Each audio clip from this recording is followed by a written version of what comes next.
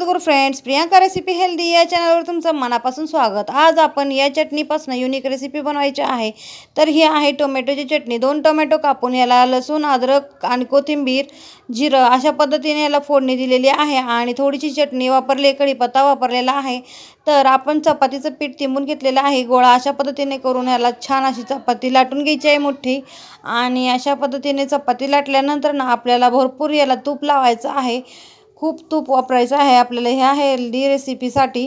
आणि अशा पद्धतीने तूप घेतल्यानंतर ना पूर्ण सगळीकडे पसरवायचं आहे। आपल्या चॅनलवर अशा पद्धतीचे विविध रेसिपीज मिळतात, जे की दुसरीकडे मिळणार नाही।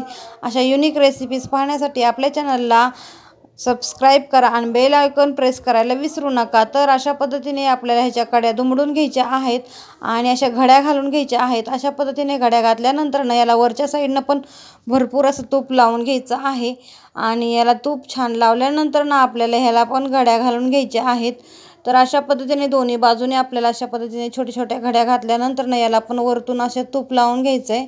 आणि तूप लावल्यानंतर ना आपल्याला याची पण घडी घालायची आहे आणि हलक्या हाताने प्रेस करायचं आहे। तर याला थोडीशी पिट्टी घेऊन आपल्याला ह्याची पण अशी चपाती लाटून घ्यायची आहे। अशी मोठी चपाती हलक्या हाताने आपल्याला लाटून घेतल्यानंतर ना आपल्याला या चटणीपासून आणि या चपातीपासून, या पराठ्यापासून एक वेगळीच युनिक रेसिपी बनवायची आहे। तर आपल्या चॅनलला सबस्क्राईब केलं नसेल तर प्लीज सबस्क्राईब करून घ्या आणि बेल आयकॉन प्रेस करा आणि कमेंट बॉक्समध्ये सांगायला विसरू नका आपली रेसिपी कशी झाली ते। तर ही चटणी घेतलेली आहे आणि ही चटणी आपल्याला तूप लावून या चपातीवरती पसरवून घ्यायची आहे।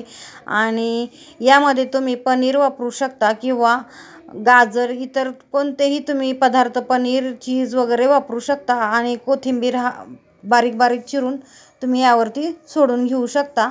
आणि अशा पद्धतीने आपलं ही चटणी पसरवून झालेली आहे।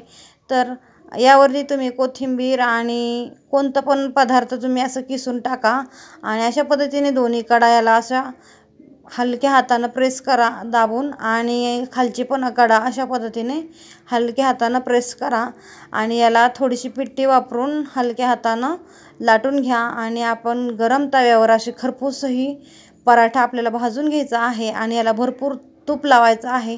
आपली ही रेसिपी खूप हेल्दी बनते आणि लहान मुले पण खूप आवडीनं खातात, मोठी माणसं पण खातात। कोणत्याच व्यक्तीला हे आवडणार नाही असं होणार नाही, प्रत्येकाला ही रेसिपी आवडणार म्हणजे आवडणारच।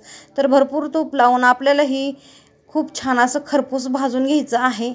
आणि हे आपण पराठा केचप बरोबर किंवा इतर कोणत्याही चटण्यांबरोबर खाऊ शकतो। आणि नसेल तरी पण ह्याची स्वतःची चव इतकी उत्तम असते की त्याला दुसऱ्या चटण्यांची जास्त गरज पडणार नाही। तर अशा पद्धतीने आपला पराठा असा खरपूस झालेला आहे आणि तो आपण डब्यात देऊ शकतो आणि केचप बरोबर पण आपण खाऊ शकतो। तर रेसिपी आवडली असली तर लाईक करा आणि कमेंटमध्ये सांगायला विसरू नका। थँक्यू पूर्ण व्हिडिओ पाहिल्याबद्दल।